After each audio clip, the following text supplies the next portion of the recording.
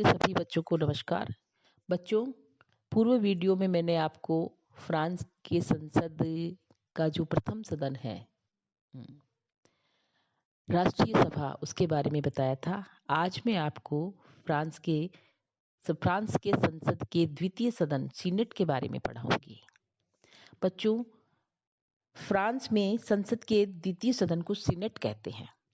तृतीय गणतंत्र के संविधान में भी इस सदन को सीनेट कहा जाता था, किंतु चतुर्थ गणतंत्र में इसका नाम बदलकर बच्चों गणतंत्र परिषद काउंसिल ऑफ द रिपब्लिक रखा गया था। चतुर्थ गणतंत्र में द्वितीय सदन को इतना अधिक शक्तिहीन कर दिया था कि वह केवल एक परामर्शदात्री संस्था ही रह गई थी। किंतु हमने देखा कि पंचम गणतंत्र के संविधान में इस सदन को पुनः गरिमा प्रदान करने की कोशिश की गई है। बच्चों, जब हम इसकी सदस्य संख्या के बारे में बात करते हैं तो वर्तमान में इसकी सदस्य संख्या 230 है। सदस्यों का जो निर्वाचन है वो अप्रत्यक्ष जो मताधिकार है उसके आधार पर किया जाता है। फ्रांस के प्रादेशिक विभागों और प्रवासी फ्रेंच नागरिकों का प्रतिनिधित्व भी इसी सदन में होता है। वस्तुतः सीनेटरों का निर्वाचन जो है वो एक निर्वाचक मंडल द्वारा होता है, जिसमें शहरों, नगरों और कम्युनिन्स के मेयर, म्युनिसिपल काउंसलर्स एवं क्षेत्रीय काउंसलर्स होते हैं। इस निर्वाचक मंडल की जो सदस्य संख्या है वो करीबन 1 लाख से ऊपर होती है, यानी 1,10,000 से ऊपर होती है। इसके अलावा जब हम इनके निर्वाचन की बात करते हैं बच्चों, तो सीनेट के गठन का कोई विवरण तो नहीं दिया गया है, लेकिन इसका गठन आंगिक विधि के द्वारा हुआ है। संविधान की धारा 24 में सीनेट के गठन के संबंध में 3 बातों का उल्लेख किया गया है। पहली ये कि जो सदस्य है यानी जो सीनेटर्स है वो प्रत्यक्ष रूप से निर्वाचित होंगे। दूसरी, गणतंत्र की सभी क्षेत्रीय इकाइयों को सीनेट में प्रतिनिधित्व दिया जाएगा। और तीसरी, फ्रांस के बाहर रहने वाले फ्रांसीसियों को सीनेट में प्रतिनिधित्व प्राप्त होगा। इसके अलावा जब हम इसकी कार्यकाल की बात करते हैं तो बच्चों ये सीनेट जो है हमारे यहाँ की राज्यसभा की तरह स्थायी सदन है।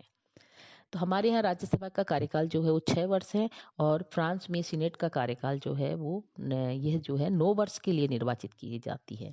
और प्रति तीसरे वर्ष इसके 1/3 सदस्य अवकाश प्राप्त करते रहते हैं और उनके स्थान पर उतने ही सदस्य निर्धारित प्रणाली द्वारा परोक्ष रूप से निर्वाचित होते रहते हैं। संविधान की जो धारा है 12, उसमें यह कहा गया है कि राष्ट्रपति राष्ट्रीय परिषद का विघटन तो कर सकता है, किंतु सीनेट को विघटन या विघटित करने का उसे कोई वैधानिक अधिकार प्राप्त नहीं है।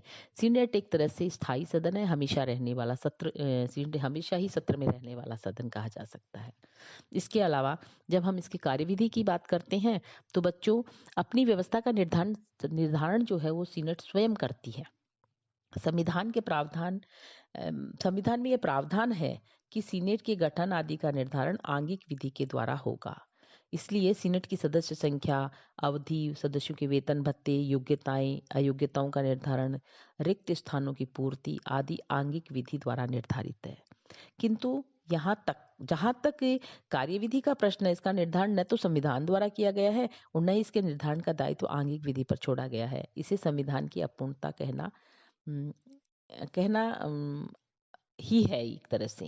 बच्चों, मैं आपको एक बात बताना चाह रही हूँ कि सीनेट और राष्ट्रीय सभा जो है दोनों का ही निर्धारण जो है वो आंगिक विधि द्वारा होता है। जब हम सत्र की बात करते हैं तो संसद के दोनों के सदन जो है उनके सत्र जो है साथ साथ प्रारंभ होते हैं और एक साथ ही समाप्त हो जाते हैं। संविधान की धारा 12 के अंतर्गत निम्न सदन यानी राष्ट्रीय सभा को अवधि की समाप्ति के पूर्व ही विघटित न कर दिया गया हो तो दोनों सदन साथ ही स्टार्ट होंगे और साथ ही समाप्त हो जाएंगे। इसके अलावा हम सीनेट के अध्यक्ष की बात करते हैं तो सीनेट का सर्वोच्च पदाधिकारी जो होता है वो सदन का अध्यक्ष होता है। इसका निर्वाचन सीनेट के सदस्यों द्वारा प्रत्येक अर्ध पुनर्निर्वाचन के पश्चात होता है। इसका मतलब ये है कि जब प्रत्येक 3 वर्ष पर 1/3 सदस्यों का निर्वाचन होता है तब अध्यक्ष का भी नया निर्वाचन किया जाता है। यह व्यवस्था अमेरिकन तथा भारतीय व्यवस्था से पूर्णतः भिन्न है। इन देशों में देश का उपराष्ट्रपति उच्च सदन का अध्यक्ष होता है। उपाध्यक्ष का निर्वाचन अवश्य ही सदन के सदस्य करते हैं। राष्ट्रीय सभा का जो अध्यक्ष है उसकी भांति ही सीनेट का अध्यक्ष भी सदन की बैठकों की अध्यक्षता करता है, विधि निर्माण के कार्य को सुचारू रूप से संचालित करता है, सदन में अनुशासन की व्यवस्था बनाए रखता है। यदि किसी कारणवश राष्ट्रपति का पद रिक्त हो जाए तो सीनेट का अध्यक्ष ही अस्थायी रूप से फ्रांस के राष्ट्रपति के रूप में कार्य करेगा। ये बहुत महत्वपूर्ण बात है बच्चों। मैं दोबारा इसको रिपीट कर रही हूँ कि यदि किसी कारणवश फ्रांस के राष्ट्रपति का पद रिक्त हो जाता है तो सीनेट का जो अध्यक्ष है वो ही अस्थायी रूप से फ्रांस के राष्ट्रपति के रूप में कार्य करेगा। और संविधान की धारा 11 और 12 में ये साफ कहा गया है कि इसमें जो शक्तियों का वर्णन किया गया है उन शक्तियों को छोड़कर शेष समस्त शक्तियों का प्रयोग वह करेगा। चतुर्थ गणतंत्र के संविधान में यह अधिकार राष्ट्रीय सभा के अध्यक्ष को था। और सीनेट का अध्यक्ष जो है वो राष्ट्रपति का एक प्रमुख परामर्शदाता है। राष्ट्रीय सभा को विघटित करने के लिए और आपातकाल की घोषणा से पूर्व वह राष्ट्रपति को परामर्श देता है। सीनेट की शक्तियों के बारे में मैं आपको बाद में बताऊंगी बच्चों। इस प्रकार से मैंने आपको फ्रांस के जो संसद है जिसको कि हम सीनेट कहते हैं उसके बारे में आपको मैंने बताया है। और मैंने आपको ये भी बता दिया है कि सीनेट का जो गठन सीनेट का ही नहीं बल्कि राष्ट्रीय सभा का गठन भी जो है वो आंगिक विधि के द्वारा ही किया गया है।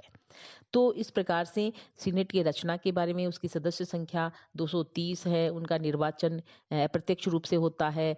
9 सदस्य इसके लिए निर्वाचित होते हैं और प्रति तीसरे वर्ष 1/3 सदस्य अवकाश प्राप्त कर लेते हैं और उनके स्थान पर उतने ही सदस्य निर्धारित प्रणाली द्वारा परोक्ष रूप से निर्वाचित होते रहते हैं। इनकी कार्यविधि के बारे में, उनके सत्र और उनके अध्यक्ष के बारे में मैंने आपको बताया। अब अगला वीडियो जो बनेगा वो फ्रांस की संसद की शक्तियों एवं कार्य के बारे में बनेगा। धन्यवाद बच्चों।